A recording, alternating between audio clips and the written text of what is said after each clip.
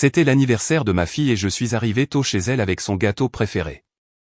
J'ai frappé à la porte avec un sourire, en espérant voir son visage s'illuminer comme quand elle était enfant.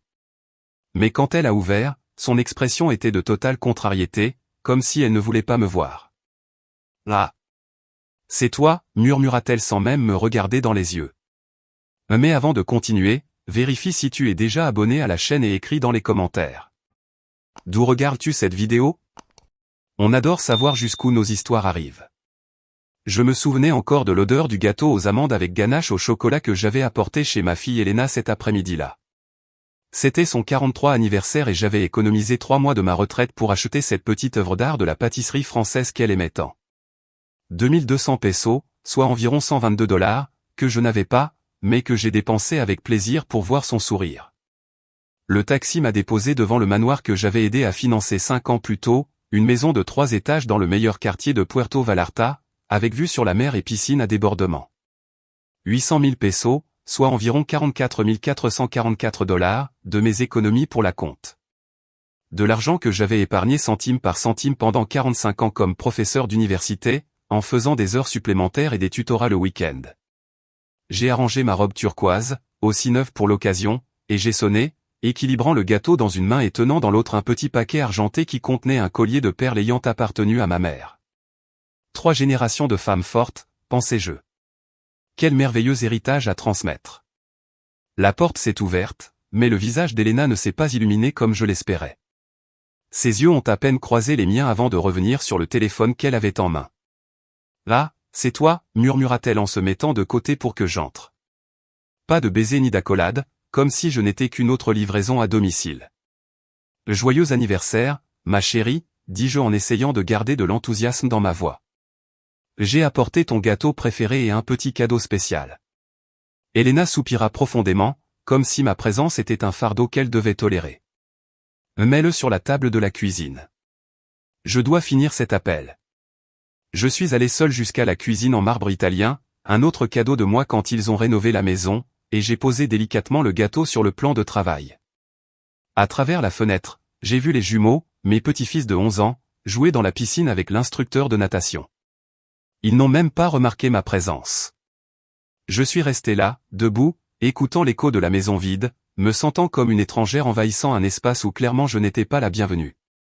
15 minutes plus tard, Elena est entrée dans la cuisine. Elle était éclatante comme toujours, cheveux parfaitement teints, maquillage impeccable, ongles faits. Tout cela financé par la clinique esthétique que je lui avais payée 8 ans plus tôt. 350 000 pesos, soit environ 19 444 $, pour qu'elle réalise son rêve d'entrepreneuse. Un prêt que j'avais contracté en utilisant mon appartement comme garantie et qui n'a jamais été remboursé. Alors, dit-elle en ouvrant le réfrigérateur et en sortant une bouteille d'eau gazeuse. Tu es venu seulement déposer le gâteau ou tu restes dîner aussi? La froideur de sa voix m'a coupé comme un couteau. J'ai avalé ma salive en essayant de contrôler ma déception. Je pensais qu'on pourrait peut-être passer du temps ensemble pour ton anniversaire. Ça fait presque 2 mois qu'on ne s'est pas vu. HM, répondit-elle en regardant encore son téléphone. En réalité, j'ai des plans pour plus tard. Marcelo va m'emmener dîner à la Marea. Juste nous deux. Marcelo, son 3e mari, un homme qui vivait de soi-disant investissements jamais clairs, et qui curieusement avait toujours besoin de mon aide financière pour ses projets urgents. Le dernier, c'était il y a seulement 3 semaines, 60 000 pesos, soit environ 3 333 $, pour une prétendue affaire d'importation qui ne pouvait pas attendre. De l'argent que j'avais pris dans mes économies pour mon traitement médical. Je comprends, répondis-je en essayant de cacher la douleur dans ma voix. Peut-être qu'on pourrait déjeuner demain alors. Elena leva les yeux au ciel et finit par me regarder directement. Son visage était tendu, comme si elle retenait quelque chose qu'elle voulait dire depuis longtemps. « Maman, il faut qu'on parle », dit-elle en désignant les tabourets autour de l'îlot de la cuisine. « Là, assieds-toi. » J'ai obéi, sentant un nœud se former dans mon estomac. Je connaissais ce ton. C'était le même qu'elle utilisait enfant avant de dire quelque chose de volontairement cruel pour tester mes limites. J'ai beaucoup réfléchi dernièrement, commença-t-elle en faisant tourner lentement son verre d'eau entre ses doigts. À propos de mon anniversaire, de la vie, de ce qui me rendrait vraiment heureuse. J'ai hoché la tête en essayant d'avoir l'air encourageante. Bien sûr, ma chérie. Dis-moi ce que tu veux. Peut-être que je peux aider d'une façon ou d'une autre. Elena posa son verre sur la table avec un bruit sourd et me regarda droit dans les yeux. Ce que j'y vis me glaça jusqu'aux os. Ce n'était pas de l'amour, ni même une irritation passagère, c'était du pur mépris. La seule chose que je voudrais vraiment comme cadeau d'anniversaire, dit-elle lentement en prononçant chaque mot avec cruauté délibérée. C'est que tu disparaisses de ma vie, de préférence que tu meurs. Le monde s'arrêta. L'air disparut de la pièce. J'ai essayé de parler, mais ma gorge s'est serrée. C'était comme si quelqu'un m'avait donné un coup dans la poitrine. Quoi, fut tout ce que je réussis à murmurer. Tu as entendu, continua-t-elle maintenant avec une froideur calculée. Je suis fatigué de toi, maman. Fatigué de tes appels constants, de tes visites inattendues, de ta manière de toujours t'immiscer dans ma vie avec tes conseils démodés et ton besoin émotionnel insupportable. Mes mains commencèrent à trembler de façon incontrôlable. 74 ans de vie, 43 ans à être sa mère, et jamais je n'aurais imaginé entendre de telles paroles sortir de la bouche de ma fille unique. Elena, réussis-je à dire entre les larmes qui commençaient à couler. Je suis ta mère. Je t'ai tout donné, j'ai tout sacrifié pour toi. Exactement, s'exclama-t-elle en se levant du tabouret. Et c'est pour ça que tu m'étouffes. Je ne peux pas respirer avec ta présence constante. J'ai besoin d'espace. J'ai besoin de liberté. J'ai besoin de vivre ma vie sans avoir à gérer tes attentes et ton drame émotionnel. J'ai regardé le gâteau d'anniversaire, les bougies encore dans la boîte, attendant d'être allumées. Tout ce que j'avais imaginé pour cette journée et les câlins, les rires, les souvenirs partagés s'étaient évanouis comme de la fumée. Mais Elena, essayai-je une fois de plus. Je veux seulement être près de toi, faire partie de ta vie. Tu es tout ce que j'ai. Et c'est exactement le problème, répondit-elle en croisant les bras. Le fait que je sois tout ce que tu as. Répare ta propre vie et laisse-moi tranquille. Je me suis levé du tabouret, mes jambes tremblaient tellement que j'avais peur de tomber. J'ai pris mon sac et le petit paquet avec le collier de perles. Le gâteau resterait. Peut-être que les jumeaux l'apprécieraient, même si leur mère ne le pouvait pas. Je n'arrive pas à croire que tu me dises ça, murmurai-je après tout ce que j'avais fait pour elle. Tout ce que tu as fait, rit-elle sarcastiquement. Maman, tout ce que tu as fait, c'était pour ton propre bénéfice, pour te sentir nécessaire, pour contrôler ma vie. Mais je ne suis plus une enfant et je n'ai plus besoin que tu m'étouffes. J'ai marché vers la porte, chaque pas me coûtant des années de vie. Sur le seuil, je me suis retourné une dernière fois, espérant voir un peu de regret dans ses yeux, une trace de la petite fille douce que j'avais élevée avec tant d'amour. Mais je n'ai vu qu'impatience. De l'impatience que je parte pour qu'elle continue sa vie libérée du poids que j'étais apparemment pour elle. Joyeux anniversaire, Elena, chuchotai-je et je sortis, fermant doucement la porte derrière moi. Ce que ma fille ne savait pas en me regardant partir cet après-midi ensoleillé, c'est qu'elle avait réveillé quelque chose en moi qui dormait depuis des décennies. Une flamme qui n'était pas d'autodestruction, mais de renaissance. Le taxi m'a déposé devant mon petit appartement au centre-ville, un endroit modeste de 2 chambres que j'avais acheté avec l'argent de la vente de la maison familiale après la mort de mon mari, il y a 20 ans. Je suis entré en titubant, j'ai laissé tomber mon sac par terre et je me suis effondré sur le vieux canapé. Le même canapé où j'avais bercé Elena bébé, où je lui avais lu des contes chaque soir, où j'avais séché ses larmes après chaque déception. Ces paroles résonnaient dans ma tête comme un refrain cruel. Que tu meurs. Ma propre fille avait souhaité ma mort comme cadeau d'anniversaire. La douleur était physique, un poids écrasant sur ma poitrine qui rendait la respiration difficile. J'ai passé la nuit éveillé à me souvenir de chaque moment, chaque sacrifice, chaque centime que j'avais investi en elle pendant 4 décennies. Quand Elena avait 5 ans et qu'on lui avait diagnostiqué un asthme sévère, j'avais fait des heures supplémentaires à l'université pour payer les traitements spécialisés que l'assurance ne couvrait pas. Cela avait coûté 18 000 pesos, soit environ $1000, en consultation et médicaments. De l'argent que j'avais obtenu en vendant les bijoux de mariage que mon mari m'avait donnés. À 16 ans, quand elle avait voulu faire un échange aux États-Unis, j'avais hypothéqué ce même appartement pour payer les 250 000 pesos, soit environ $13 889, du programme. Merci, maman, m'avait-elle dit à ce moment-là, en m'enlaçant fort à l'aéroport. Tu es simplement la meilleure mère du monde. Des paroles qui semblaient maintenant appartenir à une autre vie, une autre personne. À l'université, quand Elena avait décidé de changer de carrière 3 fois de droit à architecture, puis à administration et j'ai payé chaque semestre sans une seule plainte. Au total, cela a fait presque 480 000 pesos, soit environ 26 667 $. De l'argent que j'ai obtenu en donnant des cours supplémentaires les week-ends et jours fériés, en sacrifiant toute vie personnelle que j'aurais pu avoir. Quand elle s'est mariée avec son premier mari, une cérémonie extravagante pour 300 invités dans le meilleur hôtel de la ville, c'est moi qui ai tout payé, 420 000 pesos, soit environ 23 333 $. La robe de créateur, les fleurs importées, l'orchestre, le banquet gastronomique. C'est le plus beau jour de ma vie, maman, avait-elle dit rayonnante dans sa robe de princesse. Et tout ça grâce à toi. Le divorce est arrivé 2 ans plus tard, suivi d'un second mariage encore plus coûteux, qui a aussi pris fin en moins de 3 ans. Puis est arrivé Marcelo, le mari actuel. La maison de 3 étages, la clinique esthétique, la voiture de luxe que j'avais aidé à financer quand l'ancienne est tombée en panne, 220 000 pesos, soit environ 12 222 $. Les écoles privées bilingues pour les jumeaux, 48 000 pesos par trimestre, soit environ 2 667 $. À l'aube, j'ai commencé à faire les comptes.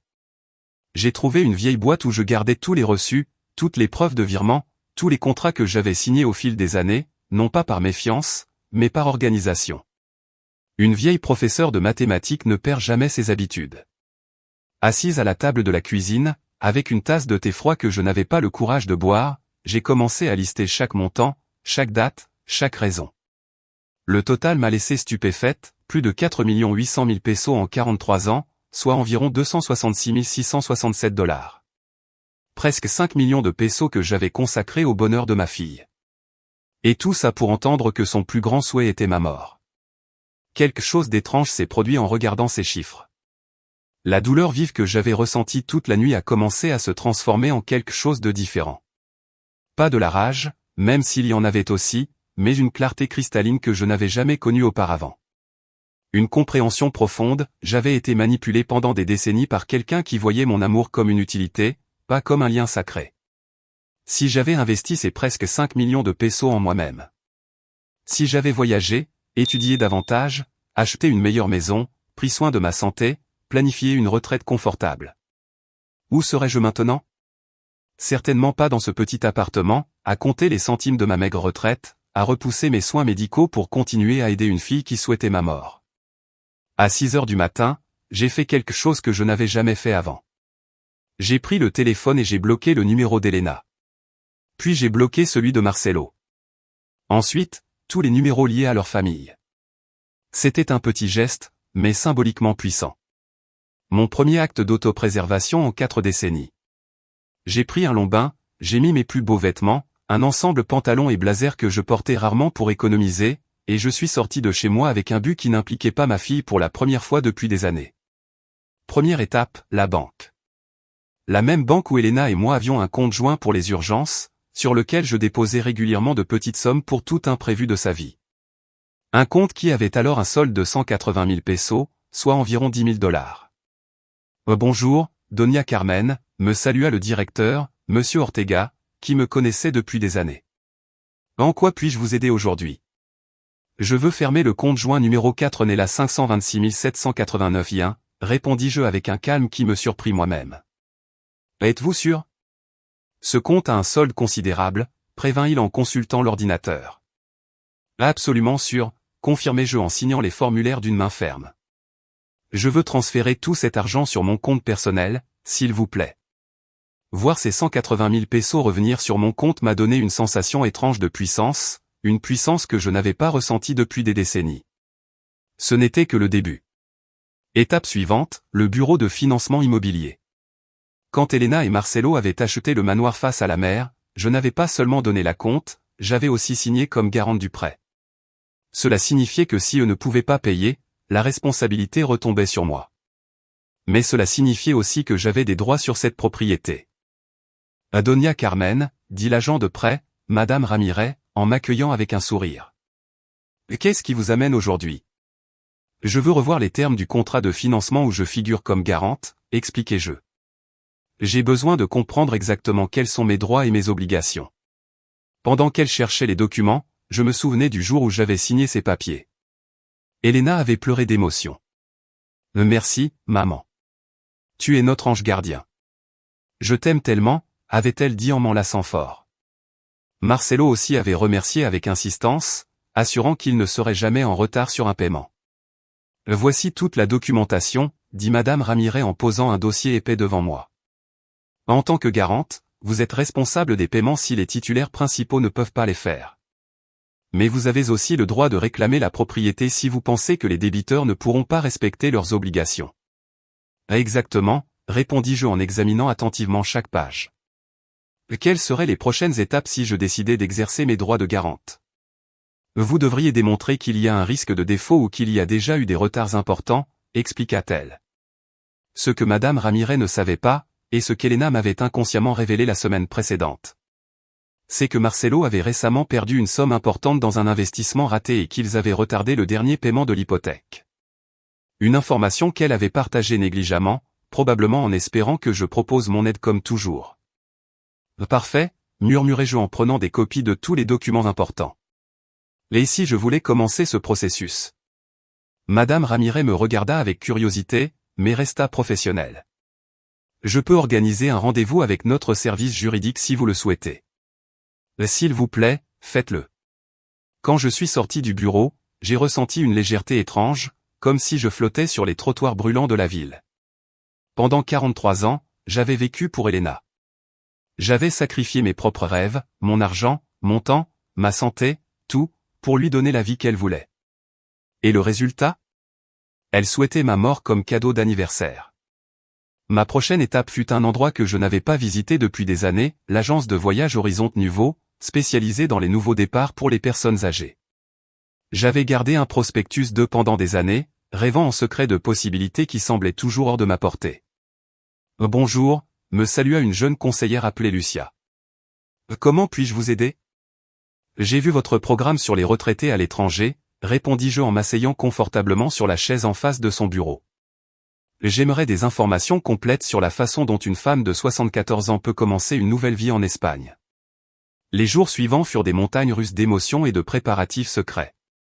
Chaque matin, je me réveillais avec un mélange de douleur, de détermination et de quelque chose que je n'avais pas ressenti depuis longtemps, l'espoir. C'était comme si je m'étais réveillé d'un long sommeil où je vivais seulement pour satisfaire les caprices de ma fille. Et maintenant, enfin, je vivais pour moi. Le mardi, mon téléphone a sonné avec insistance. C'était Elena. J'ai ignoré l'appel. Elle rappelait 5 fois de plus, laissant des messages de plus en plus irrités. Maman, j'ai besoin de te parler. Maman, est-ce que tu vas bien? Pourquoi tu ne réponds pas? Maman, les jumeaux ont une présentation à l'école jeudi et nous avons besoin que tu restes avec eux après. Maman, je commence à m'inquiéter. L'ironie ne m'a pas échappé. La même femme qui avait souhaité ma mort comme cadeau d'anniversaire s'inquiétait maintenant parce que je ne répondais pas à ses appels.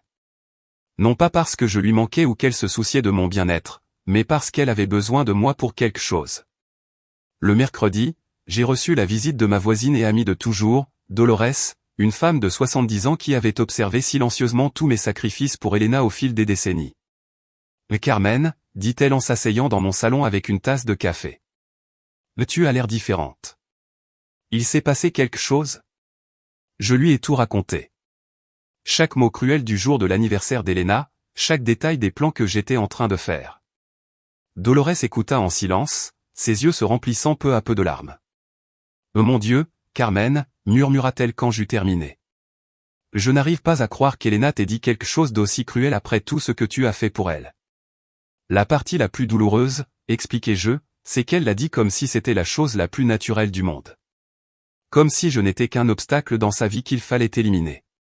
« Et tu vas vraiment en Espagne? » Oui, répondis-je fermement. J'ai déjà acheté le billet. Je pars la semaine prochaine. Dolores serra mes mains avec douceur. Tu sais que tu as tout mon soutien, n'est-ce pas? Ce qu'Elena a fait est impardonnable. Il y a autre chose, dis-je en baissant la voix. Je vais avoir besoin de ton aide pour quelque chose de très spécial. Je lui expliquai tout mon plan. Je voulais qu'Elena croie que j'étais morte, au moins pour un temps. Dolores serait ma complice, la personne qui découvrirait mon appartement vide et la lettre d'adieu que je laisserais. C'est brillant, murmura Dolores avec un sourire complice. Cette enfant ingrate va enfin comprendre ce que signifie te perdre. Tu veux que je t'aide? Bien sûr. En fait, je pense que c'est exactement ce qu'Elena a besoin pour réagir. Cette nuit-là, je travaillais sur la lettre la plus importante de ma vie, la lettre qui allait tout changer pour toujours. J'ai écrit et réécrit chaque mot, m'assurant qu'elle transmette exactement ce que je voulais dire. Ma chère Elena, commençai-je. Tu m'as demandé comme cadeau d'anniversaire de disparaître de ta vie, et j'ai décidé d'exaucer ton souhait. Quand tu liras cette lettre, je serai déjà loin, en train de commencer la vie que j'aurais dû vivre il y a des décennies, au lieu de tout sacrifier pour toi. J'ai continué d'écrire pendant des heures, en documentant chaque centime que j'avais dépensé pour elle, chaque sacrifice que j'avais fait, chaque opportunité que j'avais perdue pour être toujours disponible à ses besoins. Mais ce n'était pas une lettre amère, c'était une lettre éducative. Je voulais qu'elle comprenne exactement ce qu'elle avait perdu. Avec cette lettre, tu trouveras tous les documents légaux que j'ai signés cette semaine, continuai-je.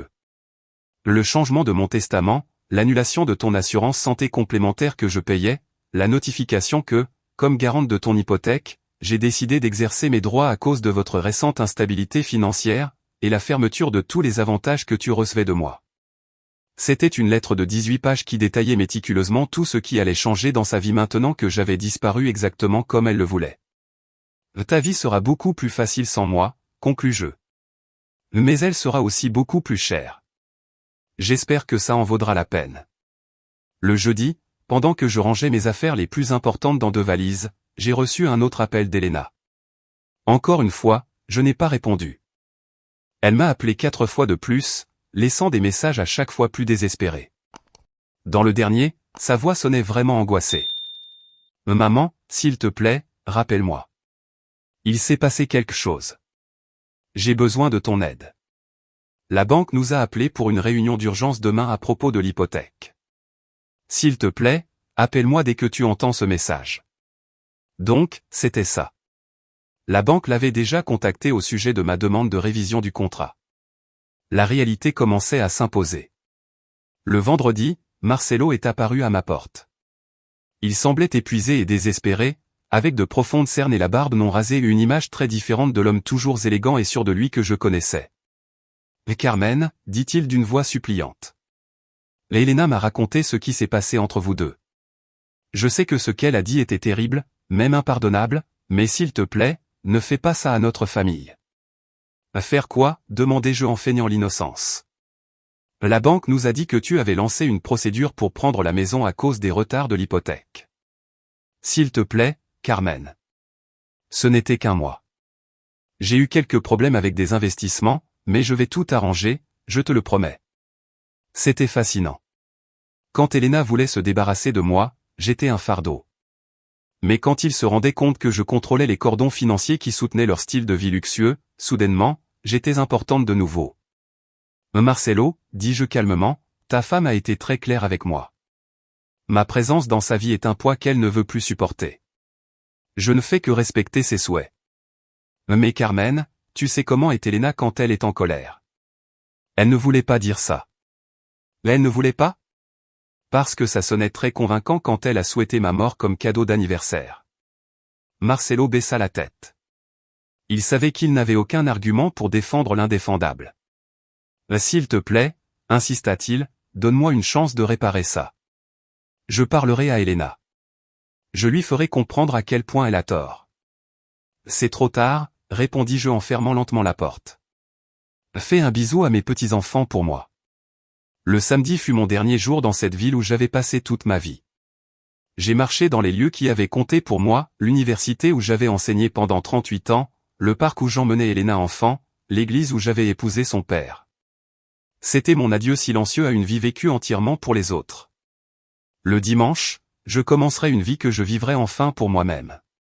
Le matin du dimanche, Dolores frappa à ma porte comme nous l'avions convenu. Elle apportait du café frais et un sourire complice qui me remplit d'énergie. « Prête pour ta grande évasion ?» demanda-t-elle en me faisant un clin d'œil. « Plus que prête », répondis-je en portant mes 2 valises à la porte. « Tu as les doubles de mes clés d'appartement. »« Les voilà », dit-elle en montrant le trousseau que je lui avais donné la veille. « Et j'ai aussi la lettre pour Elena et tous les documents que tu vas laisser. Nous avions tout planifié méticuleusement. Dolores attendrait jusqu'au mardi pour aller chez Elena et lui remettre les documents, en prétendant qu'elle avait trouvé mon appartement vide et qu'elle s'était inquiétée de ma disparition. N'oublie pas, lui dis-je en attendant le taxi. Tu dois paraître vraiment inquiète. Dis-lui que je n'ai pas répondu au téléphone pendant 2 jours, que tu as frappé à ma porte et que je n'ai pas ouvert, et que quand tu as utilisé les clés de secours tu as trouvé l'appartement vide et la lettre. Ne t'inquiète pas, Carmen. J'ai été professeur de théâtre amateur pendant 20 ans. Ce sera le rôle de ma vie, assura Dolores avec un sourire malicieux. Le taxi arriva ponctuellement à 6 heures du matin. Pendant que le chauffeur chargeait mes valises, je jetai un dernier regard à mon appartement. J'y avais vécu pendant 15 ans, mais étrangement je ne ressentais aucune nostalgie. C'était comme si je me libérais enfin d'une prison que j'avais moi-même construite. À l'aéroport, demanda le chauffeur. À l'aéroport, confirmai-je, et je sentis que ces 2 mots marquaient le début de ma nouvelle existence. Le voyage en avion jusqu'à Barcelone fut long, mais paisible. Pour la première fois depuis des décennies, personne ne savait où j'étais. Personne ne pouvait m'appeler pour demander des faveurs, de l'argent ou du temps. C'était une sensation enivrante de liberté que je n'avais pas connue depuis avant de devenir mère. Pendant le vol de presque 12 heures, j'écrivis dans mon journal tout ce qui s'était passé la semaine précédente, chaque détail, chaque émotion, chaque décision qui m'avait mené à ce moment suspendu entre mon passé de renoncement et mon avenir de découverte de moi-même. C'est la première fois en 43 ans, écrivis-je, que je fais quelque chose complètement pour moi, sans calculer comment cela profitera à Elena. C'est effrayant et libérateur à la fois. J'arrivai à Barcelone le lundi matin, heure locale. Un représentant de l'agence de voyage m'attendait à l'aéroport avec une pancarte à mon nom. C'était un jeune homme aimable nommé Miguel, qui parlait espagnol avec un fort accent catalan. Sonora Carmen, me salua-t-il avec un sourire sincère. Bienvenue en Espagne. J'espère que vous êtes prête pour une nouvelle aventure. Plus que prête, répondis-je, et pour la première fois depuis des semaines mon sourire était totalement authentique. Miguel m'amena à un petit mais charmant appartement meublé dans le quartier gothique, que l'agence avait loué pour un mois pendant que je décidais si je voulais rester définitivement. C'était un 3e étage dans un immeuble centenaire avec des fenêtres donnant sur une place arborée et des balcons fleuris aux bâtiments voisins. Voici toutes les informations sur la ville, dit Miguel en me remettant un dossier épais. Restaurants recommandés, activités culturelles, groupes sociaux pour expatriés, cours de catalan, contacts médicaux en cas de besoin. J'ai aussi fixé un rendez-vous avec un conseiller financier pour mercredi afin de vous aider avec les papiers si vous décidez de rester définitivement. Cet après-midi-là, après un court repos, je fis quelque chose que je n'avais pas fait depuis des années. Je suis sorti me promener sans destination précise. Sans horaire, sans engagement, sans personne qui attendait que je résolve ces problèmes. J'ai marché dans les rues étroites et sinueuses du quartier gothique. Émerveillé par l'architecture médiévale, les petits cafés au coin de rue, les boutiques d'artisanat. Je me suis assise sur une place et j'ai commandé un café au lait et une portion de churros. J'ai mangé lentement, savourant chaque bouchée, observant les pigeons, les touristes, les habitants. Une sensation étrange a commencé à naître dans ma poitrine. Ce n'était pas de la tristesse, ce n'était pas de la culpabilité, c'était la paix. En rentrant vers l'appartement, en fin d'après-midi, j'ai calculé mentalement combien d'argent j'avais dépensé pour Elena seulement au cours des 5 dernières années. Entre la compte de la maison, les paiements de la clinique esthétique, la voiture, les écoles des jumeaux, les urgences constantes, cela avait été au moins 2,3 millions de pesos, soit environ 127 778 $. De l'argent que j'aurais pu utiliser pour voyager dans le monde, pour vivre confortablement, pour réaliser les rêves que j'avais repoussés pendant des décennies. À la place, j'ai tout donné à une fille qui considérait mon amour comme un fardeau et ma présence comme un obstacle. À 20 h, heure de Barcelone, j'ai calculé qu'il serait 14 h à Puerto Vallarta. Dolores devait se préparer à aller à l'appartement d'Elena pour lui remettre la lettre qui changerait tout. Je me suis assise sur le petit balcon de mon appartement temporaire en buvant un verre de vin rouge espagnol et j'ai attendu. Je savais que dans quelques heures, mon téléphone commencerait à sonner désespérément. Elena comprendrait enfin ce que signifiait vraiment me perdre. À minuit, mon téléphone a commencé à vibrer avec insistance. C'était Elena. J'ai laissé sonner jusqu'à ce que ça s'arrête. Aussitôt, ça a recomposé encore et encore et encore. À la 5e tentative, j'ai répondu. Maman, cria-t-elle, la voix noyée de larmes. Où es-tu? Dolores est arrivée à la maison avec une lettre de toi. Elle a dit que tu as disparu. Qu'est-ce qui se passe? C'est quelle folie? Bonjour, Elena, répondis-je calmement, en regardant les lumières de la vieille ville pendant que je parlais. Tu as déjà lu la lettre? Oui, je l'ai lue. Tu es devenue folle? Comment as-tu pu nous faire ça? Où es-tu? Je suis exactement là où j'ai besoin d'être, loin de toi, comme tu le désirais. Mais je ne voulais pas ça. Je ne voulais pas que tu partes vraiment. J'étais juste en colère, frustré. Voilà.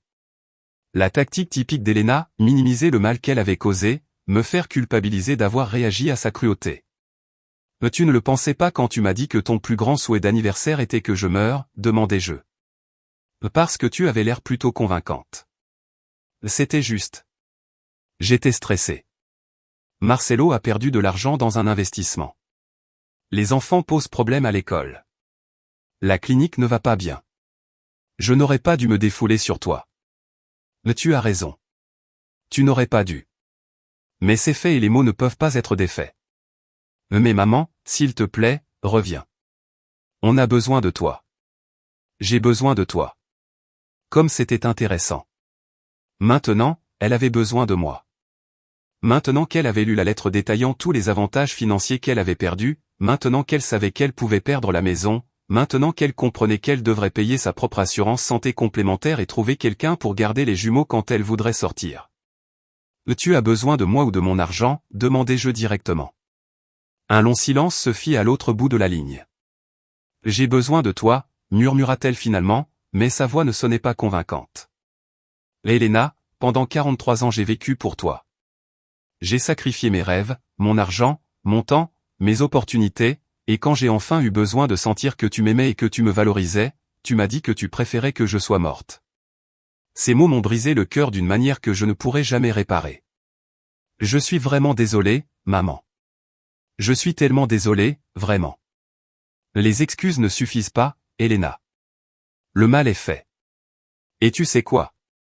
C'est peut-être la meilleure chose que tu pouvais me dire, parce que ça m'a enfin ouvert les yeux et m'a fait comprendre que j'ai vécu toute ma vie de la mauvaise façon. Qu'est-ce que tu veux dire? Je veux dire que, pour la première fois depuis des décennies, je vis pour moi-même et c'est merveilleux. Où es-tu, maman? S'il te plaît, dis-le-moi, supplia Elena, la voix étranglée par les larmes. Les jumeaux demandent où est leur grand-mère. Ils ne comprennent pas pourquoi tu as disparu. C'était fascinant comme, maintenant que je n'étais plus disponible, mes petits-enfants me manquaient soudainement. Pendant toutes ces années, quand j'annulais mes plans pour m'occuper d'eux, quand je leur achetais des cadeaux coûteux, quand je les emmenais au parc pendant qu'Elena faisait du shopping, ce n'était que ce qu'on attendait de moi.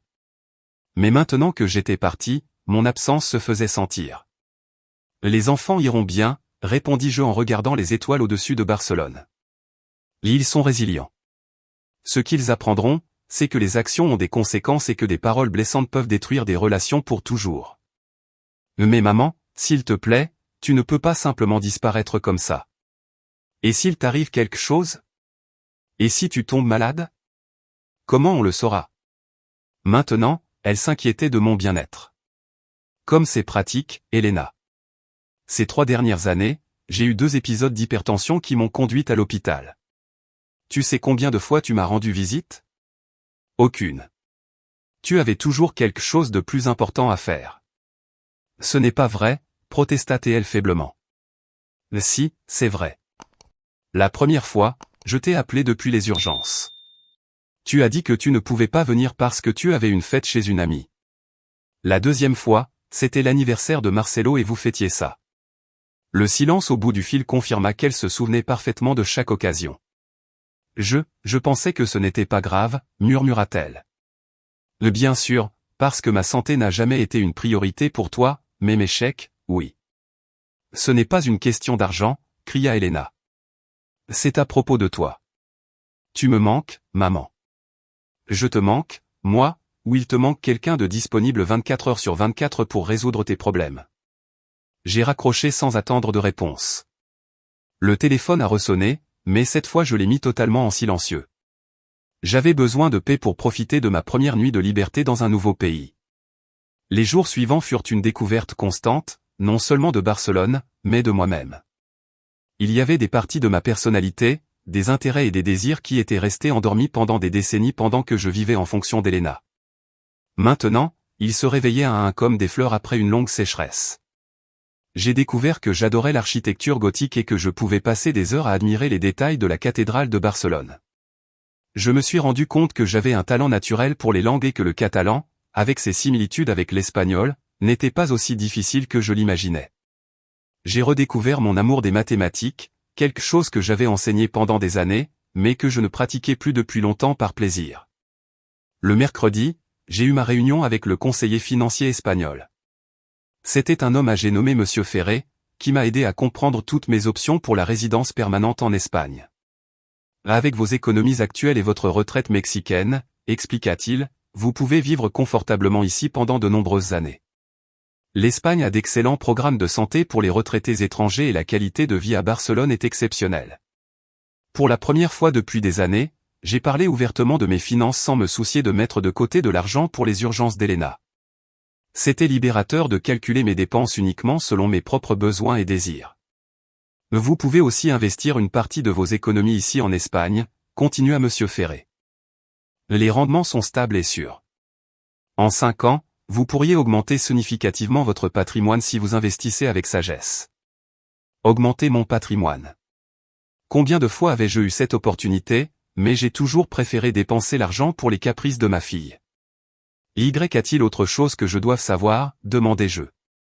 Nous avons beaucoup de clients dans des situations similaires à la vôtre, ajouta le conseiller avec un sourire compréhensif. Des personnes âgées venues en Espagne chercher un nouveau départ après des relations familiales compliquées. Vous n'êtes pas seul dans cette expérience. Cette information m'a profondément réconforté. Je n'étais pas la seule mère à avoir été manipulée et rejetée par des enfants ingrats. Il existait toute une communauté de personnes qui avaient choisi leur propre bonheur plutôt que les exigences toxiques de leur famille. Le vendredi, je me suis jointe à un groupe de randonnée pour expatriés seniors. Nous étions 12, tous entre 65 et 80 ans, tous en quête d'aventure et de nouvelles expériences. Pendant la balade sur les collines qui entourent Barcelone, j'ai entamé une conversation avec une femme appelée Luisa, une Italienne de 76 ans arrivée en Espagne 3 ans plus tôt. « Et qu'est-ce qui vous a amené ici ?» me demanda-t-elle tandis que nous admirions la vue panoramique sur la ville. « Une fille qui m'a dit que son plus grand souhait d'anniversaire était que je meure », répondis-je sans filtre. Je n'avais plus l'énergie pour adoucir la réalité. Luisa me regarda, les yeux écarquillés. « C'est sérieux ?» Complètement. Après avoir financé sa maison, pratiquement élevé ses enfants et sacrifié ma retraite pour ses besoins, elle m'a dit que ma présence dans sa vie était un fardeau insupportable. « Oh mon Dieu !» murmura Luisa. « Et qu'as-tu fait ?»« Quoi ?» ?»« J'ai disparu de sa vie et me voilà. » Luisa sourit avec admiration. « Tu es très courageuse. » Moi, j'ai mis 7 ans à prendre la décision de m'éloigner de ma famille toxique. Mon fils et ma belle-fille me traitaient comme un distributeur automatique ambulant. Pendant le reste de la promenade, Luisa et moi avons partagé nos histoires. Elle était venue en Espagne après avoir réalisé que ses enfants adultes ne la contactaient que lorsqu'ils avaient besoin d'argent pour leurs vacances, leur voiture neuve ou leurs caprices. Quand elle avait décidé de poser des limites, il l'avait accusée d'être une mère égoïste et l'avait menacée de ne pas lui laisser voir ses petits-enfants. Les premiers mois ont été difficiles, confessa Luisa alors que nous descendions un sentier bordé d'arbres.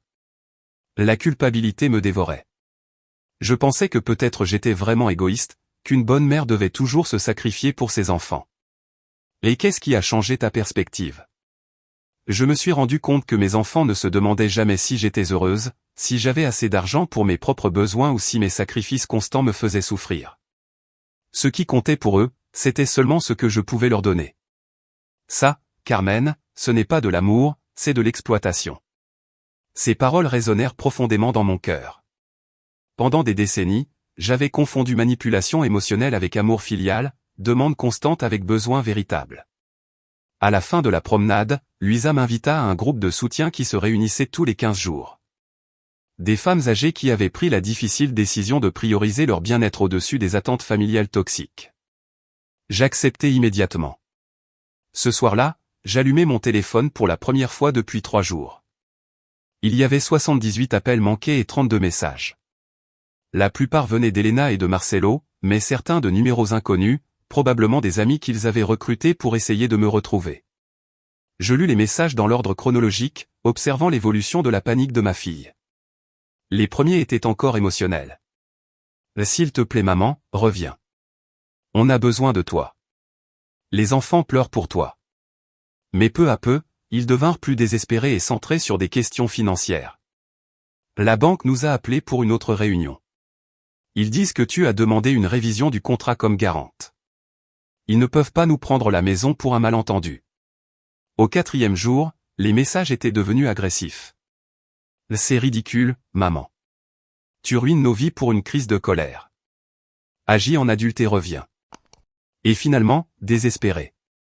J'ai appelé tous les hôpitaux, la police, tes amis. Personne ne sait où tu es. Si quelque chose t'arrive, ce sera ma faute. S'il te plaît, dis-moi juste que tu vas bien. C'était fascinant d'observer qu'à aucun moment Elena ne s'était excusée sincèrement d'avoir souhaité ma mort. À aucun moment elle n'avait reconnu la cruauté de ses paroles ou exprimé un vrai remords. Tout tournait autour des conséquences négatives que mon absence avait pour elle. Je décidai de répondre à un dernier message. Je vais parfaitement bien et je suis plus heureuse que je ne l'ai été depuis des années. Ce que tu vis maintenant, ce sont les conséquences naturelles de tes actions. J'espère que cette expérience t'aidera à comprendre la valeur des personnes que tu aimes avant qu'il ne soit trop tard avec d'autres dans ta vie. La réponse arriva immédiatement. S'il te plaît maman, on peut arranger ça. Je promets que je ne dirai plus jamais de choses horribles. Reviens juste. J'écrivis ma réponse finale. Les promesses vides ne réparent pas les cœurs brisés. Elena, les mots que tu m'as dit ont révélé ce que tu penses vraiment de moi. Tu ne peux pas effacer cette vérité avec des promesses désespérées. Après avoir envoyé ce message, je bloquai son numéro et tous ceux associés à Marcelo. Je bloquai aussi les numéros inconnus qui m'avaient appelé. Il était temps de fermer ce chapitre une bonne fois pour toutes. La semaine suivante, je rencontrai de nouveau Monsieur Ferré pour signer les papiers qui me permettraient de résider définitivement en Espagne. Je fis aussi les démarches pour transférer définitivement ma retraite mexicaine et lancer le processus de vente de mon appartement à Puerto Vallarta. « Êtes-vous sûr de vouloir le rendre permanent ?» demanda Monsieur Ferré. « C'est une décision très importante. » « Je n'ai jamais été aussi sûr de rien de ma vie, » répondis-je en signant chaque document d'une main ferme. « Pour la première fois depuis des décennies, je prends des décisions basées sur mon propre bonheur, pas sur les exigences des autres. » Cet après-midi-là, je reçus un appel de Dolores, ma chère voisine et complice. Sa voix sonnait joyeuse. « Carmen, tu ne vas pas le croire. Elena est venue chez moi hier en pleurant hystériquement. Elle m'a supplié de te dire de revenir, que c'était un terrible malentendu. » « Et qu'as-tu dit ? » ?»« J'ai dit la vérité, que ce qu'elle t'avait dit était impardonnable et que si j'étais toi, j'aurais aussi disparu pour toujours. Tu aurais dû voir son visage quand elle a compris que même les voisins savaient à quel point elle avait été cruelle avec toi. Elle mentionna aussi des problèmes financiers. Oh oui. Elle a dit que sans ton aide, ils ne peuvent pas payer l'hypothèque, que la banque fait pression, que Marcelo ne peut pas régler la situation financière et que les enfants ont besoin de choses pour l'école qu'ils ne peuvent pas payer. En gros, elle s'est rendue compte de tout ce que tu faisais pour eux quand elle l'a perdu. C'était exactement ce que j'attendais. Elle ne me regrettait pas comme personne. Elle regrettait ma fonction de fournisseuse financière et de solutionneuse de problèmes. Dolores, lui demandai-je, quand quelqu'un demandera de mes nouvelles, surtout Elena, je veux que tu dises que je suis morte pour eux, parce qu'en un sens, c'est vrai. La Carmen qui se sacrifiait constamment pour une fille ingrate est réellement morte le jour de son anniversaire. Je comprends parfaitement, répondit Dolores. Et tu sais quoi ? Je pense que c'est la meilleure mort que tu pouvais choisir. 3 semaines après mon arrivée en Espagne, ma nouvelle vie avait pris forme d'une manière que je n'aurais jamais imaginée. Je me suis inscrite à des cours de catalan 3 fois par semaine. J'ai commencé un cours d'aquarelle les mardis et jeudis, découvrant un talent artistique que je ne savais même pas avoir. Je me suis jointe à un club de lecture pour expatriés qui se réunissait les dimanches. Pour la première fois depuis des décennies, mon agenda était rempli d'activités que j'avais choisies. Des activités qui m'apportaient plaisir et épanouissement personnel, pas des obligations imposées par les besoins des autres. Mais la transformation la plus surprenante fut financière. Sans les demandes constantes d'Elena, mes économies non seulement se maintenaient, elles augmentaient.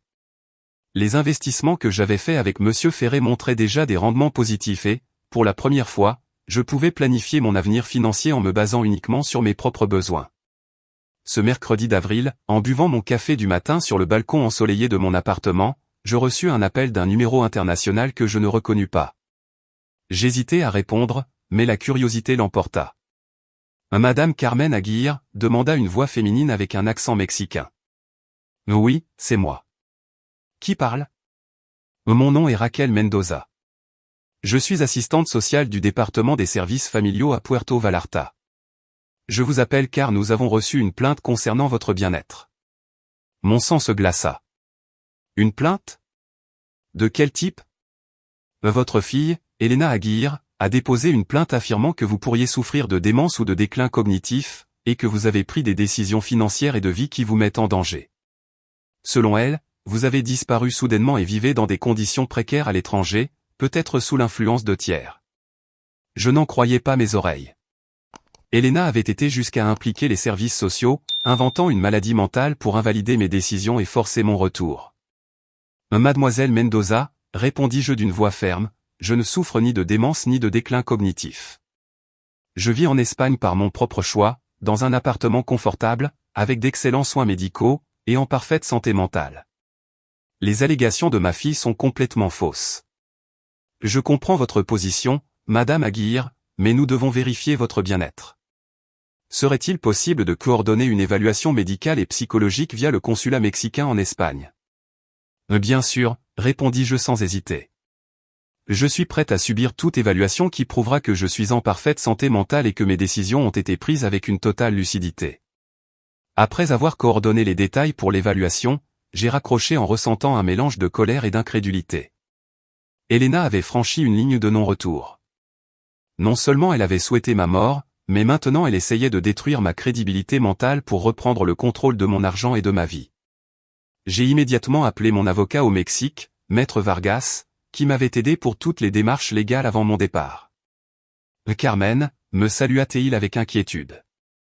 Je suis content d'entendre votre voix. J'ai eu une semaine très intéressante avec votre fille. Je m'en doute. Je viens de parler aux services sociaux. Elena m'accuse de démence.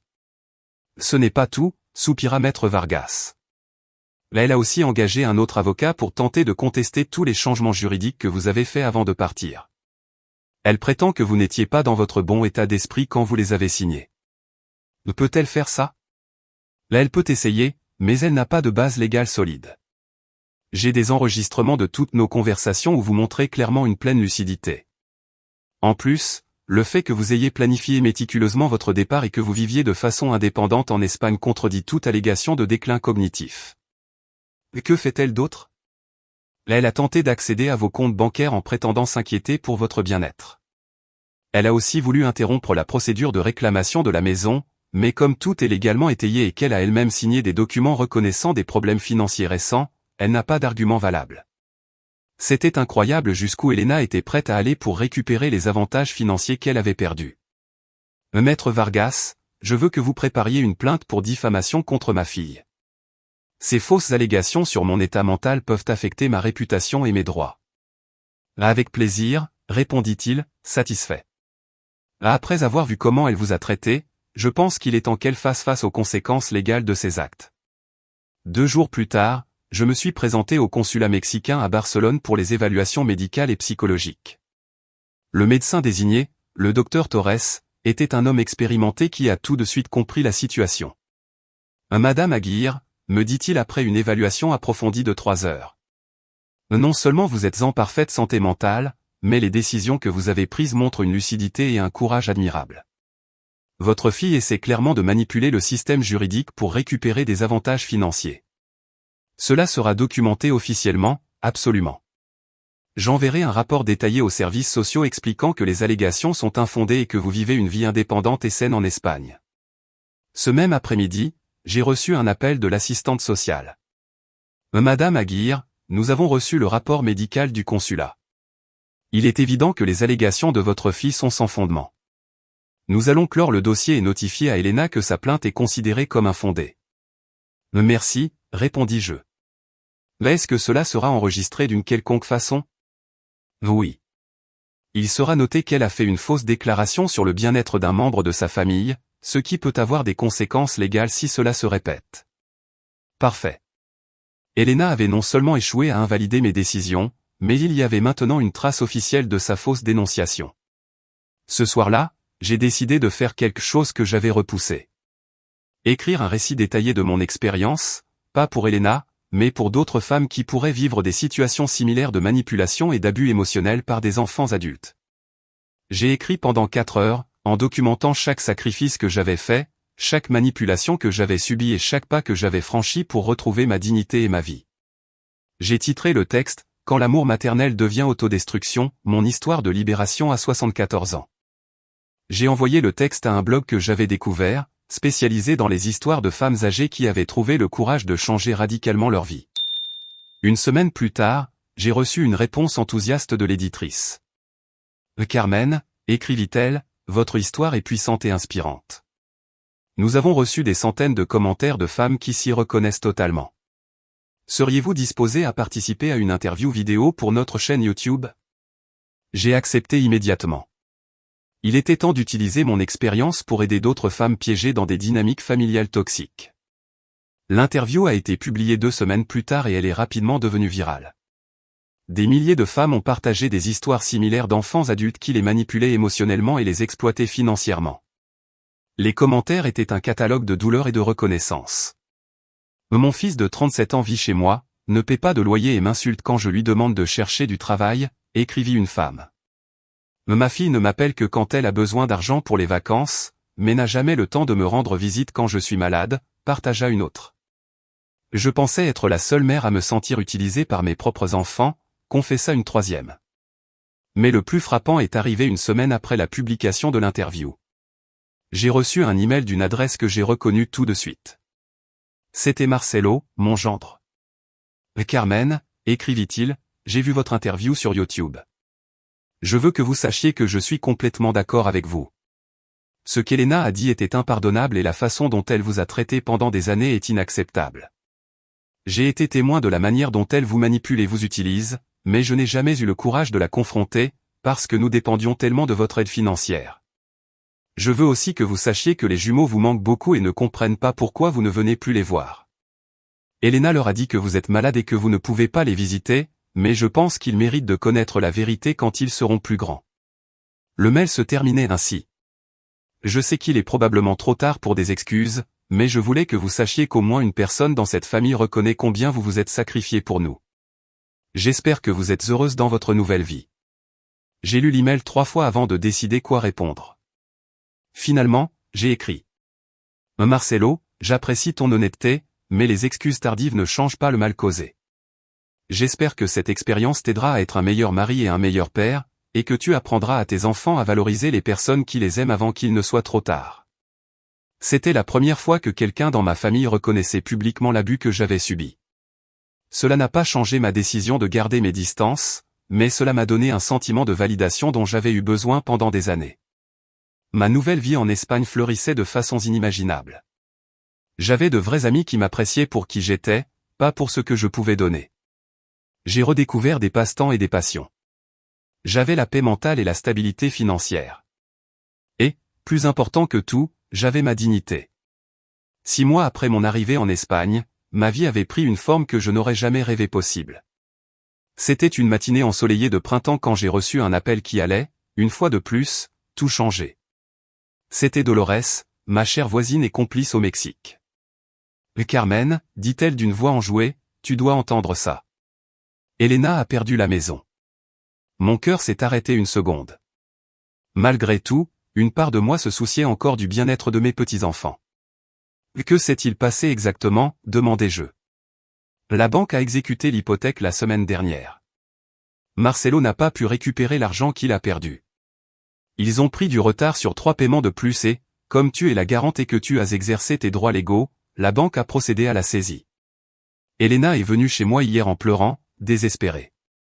Et les enfants, ils vont bien ? Ils ont déménagé dans un petit appartement de l'autre côté de la ville. Marcelo a enfin trouvé un emploi stable dans une entreprise de tourisme, gagnant beaucoup moins qu'avant, mais au moins c'est sûr. Elena a aussi dû retourner travailler à la clinique, non pas comme propriétaire, mais comme employée. C'était un mélange de sentiments étranges. Je ne ressentais pas de joie face à leur souffrance, mais une profonde satisfaction de justice.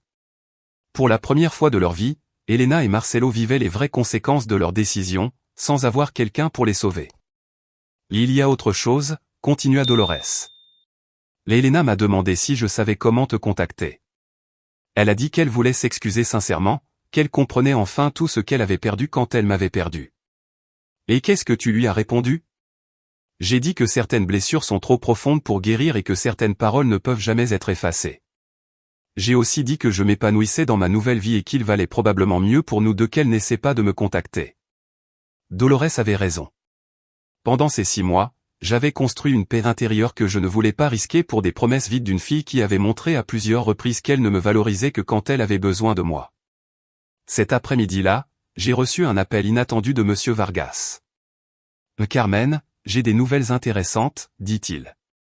La maison d'Elena a été vendue par la banque et comme vous étiez la garante, vous avez droit à récupérer votre investissement initial de 1,8 million de pesos, 100 000 $, plus les intérêts accumulés. Combien cela fait au total? 2,1 millions de pesos, 116 667 $. La banque a déjà approuvé le virement. L'argent sera sur votre compte en Espagne la semaine prochaine. C'était incroyable. Non seulement j'avais récupéré mon investissement initial, mais j'avais gagné en plus 300 000 pesos, 16 667 $. De l'argent qui aurait été perdu pour toujours si j'avais continué à être la mère éternellement sacrifiée. Il y a aussi autre chose, poursuivit Monsieur Vargas. Votre appartement à Puerto Vallarta a enfin été vendu.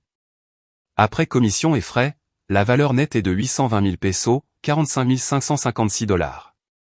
Au total, vous recevez presque 3 millions de pesos, 166 667 $, d'actifs que vous aviez considérés comme perdus. Avec mes économies existantes et les investissements que j'avais faits en Espagne, ma valeur nette dépassait maintenant les 5 millions de pesos, 277 778 $.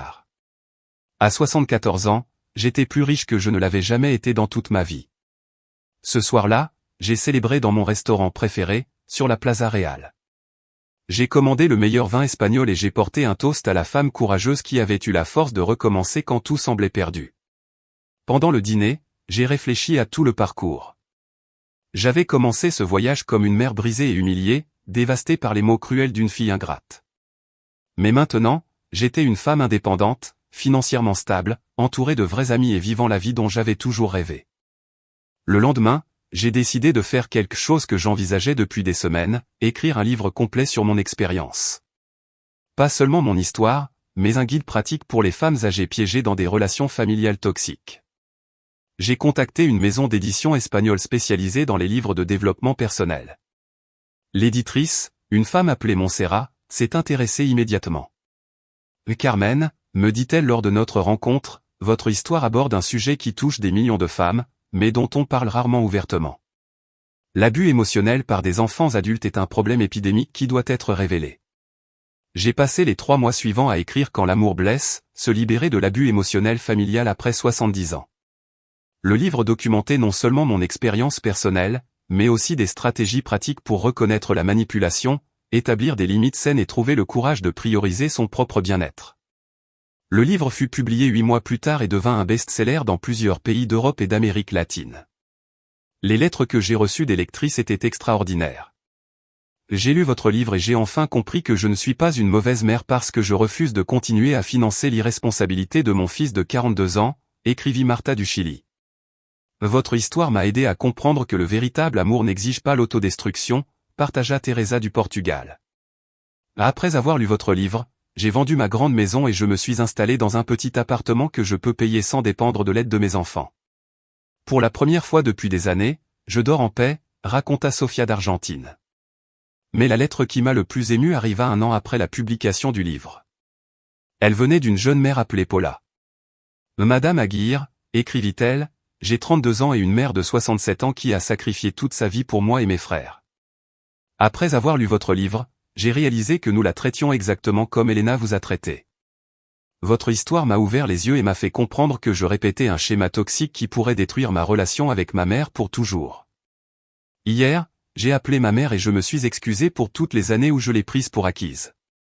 Je lui ai aussi dit que je voulais l'aider à réaliser ses propres rêves au lieu d'attendre qu'elle soit toujours disponible pour les miens. Merci de m'avoir permis de comprendre cela avant qu'il ne soit trop tard. Cette lettre me fit pleurer de joie. Ma douleur avait servi à empêcher d'autres familles de vivre la même destruction. 2 ans après mon arrivée en Espagne, j'ai reçu une lettre physique dans ma boîte aux lettres. L'écriture sur l'enveloppe m'était familière, mais je n'ai pas pu l'identifier immédiatement. Quand je l'ai ouverte, mon cœur s'est accéléré. C'était de mes petits-enfants, qui avaient maintenant 13 ans. « Chère grand-mère Carmen », écrivait-il avec une écriture d'adolescent. « Papa nous a dit la vérité sur pourquoi tu es parti. Il a dit que maman t'avait dit des choses très cruelles et que tu avais décidé de commencer une nouvelle vie loin de nous. Nous voulons que tu saches que tu nous manques beaucoup et que nous comprenons pourquoi tu es parti. Nous voulons aussi que tu saches que nous sommes fiers de toi parce que tu es si courageuse. Quand nous serons plus grands, nous aimerions te rendre visite en Espagne si tu veux bien nous recevoir. » La lettre incluait des dessins qu'ils avaient faits de moi, heureuse dans les rues de Barcelone. J'ai pleuré pendant 1 heure après avoir lu cette lettre, non pas de tristesse, mais parce que j'avais compris que ma décision de préserver ma dignité avait été la bonne, même si cela signifiait m'éloigner de personnes que j'aimais. J'ai décidé de leur répondre. « Mes chers petits-enfants, écrivis-je, vos mots sont le plus beau cadeau que j'ai reçu depuis des années. Je vous aime profondément et je vous aimerai toujours, peu importe la distance. Quand vous serez plus grand et que vous pourrez prendre vos propres décisions, les portes de mon cœur et de ma maison seront toujours ouvertes pour vous. En attendant, je veux que vous sachiez que votre grand-mère vit une vie pleine et heureuse, entourée de beauté et de paix.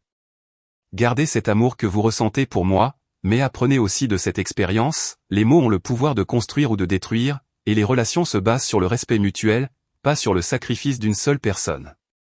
Je vous aime de tout mon cœur. » Aujourd'hui, 3 ans après ce terrible anniversaire qui avait changé ma vie pour toujours, je suis assise sur le balcon de mon nouvel appartement à Barcelone, que j'ai acheté avec mon propre argent, en contemplant la mer Méditerranée tout en écrivant les dernières lignes de mon histoire. J'ai 77 ans, un patrimoine de plus de 6 millions de pesos, 333 333 $, un livre best-seller traduit en 8 langues, des amis chers dans le monde entier et une paix intérieure que je n'aurais jamais cru revivre. Elena m'avait demandé comme cadeau d'anniversaire de disparaître de sa vie. Je lui ai accordé ce souhait de la manière la plus extraordinaire possible. Ce qu'elle n'avait jamais calculé, c'est qu'en me perdant, elle ne perdait pas seulement une mère qu'il aimait inconditionnellement, mais aussi la personne qui avait maintenu son monde financier stable pendant des décennies. La semaine dernière, j'ai reçu un email d'Elena, le premier contact direct après 3 ans. « Maman, écrivit-elle, j'ai lu ton livre. Je n'avais jamais imaginé combien je t'avais blessé, combien tu t'étais sacrifié pour moi, combien je t'avais considéré comme acquise toute ma vie. Je ne te demande pas de revenir ni de me pardonner. Je veux seulement que tu saches que j'ai enfin compris ce que tu essayais de m'apprendre, même si c'était de la manière la plus dure. J'espère que tu es heureuse dans ta nouvelle vie parce que tu mérites tout le bonheur du monde. » Je n'ai pas répondu à l'email. Certains ponts, une fois brûlés, ne peuvent pas être reconstruits. Mais j'ai gardé ces mots dans mon cœur, non comme une victoire, mais comme la confirmation que toute douleur peut finalement se transformer en sagesse. Ma disparition fut mon cadeau pour elle. Ma nouvelle vie fut mon cadeau pour moi, et elle valait chaque larme, chaque sacrifice, chaque moment de douleur qui m'avait mené jusqu'ici. Parce que parfois, la seule façon de se sauver est d'avoir le courage de se perdre complètement pour renaître en la personne que l'on a toujours été destiné à être. Maintenant, si cette histoire t'a plu, clique sur cette prochaine vidéo qui apparaît à l'écran, car dedans il y a une histoire de trahison et de retournement comme tu n'en as jamais vu.